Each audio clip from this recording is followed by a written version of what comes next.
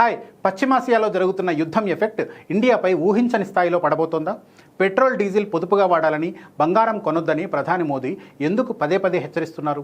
ప్రపంచ దేశాలు ఇంధన సంక్షోభంతో అల్లాడుతుంటే ఇప్పటిదాకా కొంత సేఫ్గానే ఉన్న మనం ఇక ముందు భరించాల్సిన ఆర్థిక మూల్యం ఎలా ఉండబోతోంది? ఈ పరిస్థితులను ఎదుర్కోవడానికి కేంద్రం ముందున్న సవాళ్ళేంటి? మనం ఎంత సంక్షోభంలో ఉన్నామో ఈ స్టోరీ చూస్తే మీకే అర్థమవుతుంది.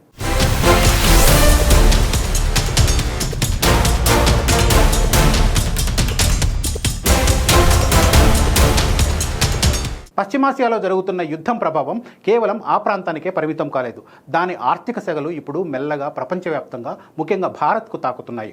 ప్రధాని నరేంద్ర మోడీ ఇంధనాన్ని పొదుపుగా వాడాలని కోరడం ఈ సంక్షోభ తీవ్రతను సూచిస్తోంది. విదేశీ ప్రయాణాలు తగ్గించుకోవాలని, బంగారం కొనుగోళ్లు ఆపాలని ఆయన చేసిన విజ్ఞప్తి వెనుక ఒక స్పష్టమైన సందేశం ఉంది. ఈ యుద్ధం వల్ల తలెత్తిన ఆర్థిక కష్టాలు ఇప్పట్లో ముగిసేలా లేవు.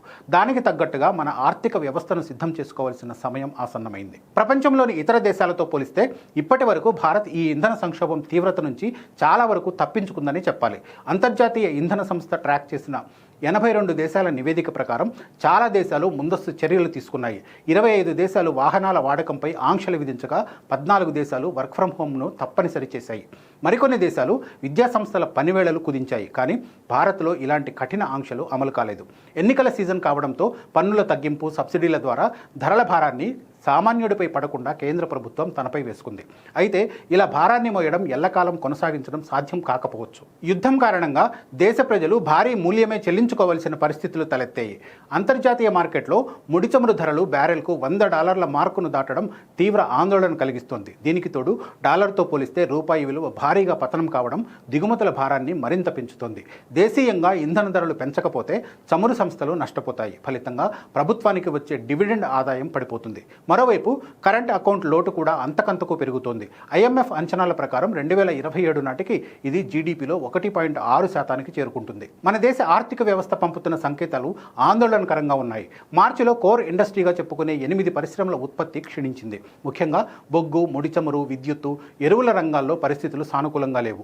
మరోవైపు ద్రవ్యోల్బణ భయం వెంటాడుతూనే ఉంది. రిటైల్ ద్రవ్యోల్బణం 3.4%తో అదుపులోనే ఉన్నప్పటికీ హోల్సేల్ ద్రవ్యోల్బణం మాత్రం గడిచిన 3 ఏళ్లలో అత్యధికంగా 3.88% చేరింది. పెట్రోలియం, సహజవాయువు ధరల పెరుగుదలే దీనికి ప్రధాన కారణం. ఈ గణాంకాలను బట్టి చూస్తే ఆర్థిక వ్యవస్థ ఇంకా పూర్తిగా దెబ్బతినకపోయినా యుద్ధం తాలూకు దుష్ప్రభావాలు మెల్లగా మన మార్కెట్లలోకి చొచ్చుకొస్తున్నాయని నిపుణులు విశ్లేషిస్తున్నారు. రవాణా ఖర్చులు పెరగడం వల్ల అన్ని వస్తువుల ధరలు ఆకాశాన్ని అంటుతాయి. దీనివల్ల సామాన్యుల కొనుగోలు శక్తి తగ్గి డిమాండ్ పడిపోవడం ఖాయం. దీనిని బ్యాలెన్స్ చేయడం ప్రభుత్వానికి ఇప్పుడు పెద్ద సవాల్. ఈ సంక్షోభం నుంచి గట్టెక్కాలంటే స్థూల ఆర్థిక సూచీలను కాపాడుకుంటూనే నష్టాన్ని తగ్గించేందుకు మరింత పటిష్టమైన వ్యూహాత్మక విధానాలను అమలు చేయాల్సి ఉంటుంది.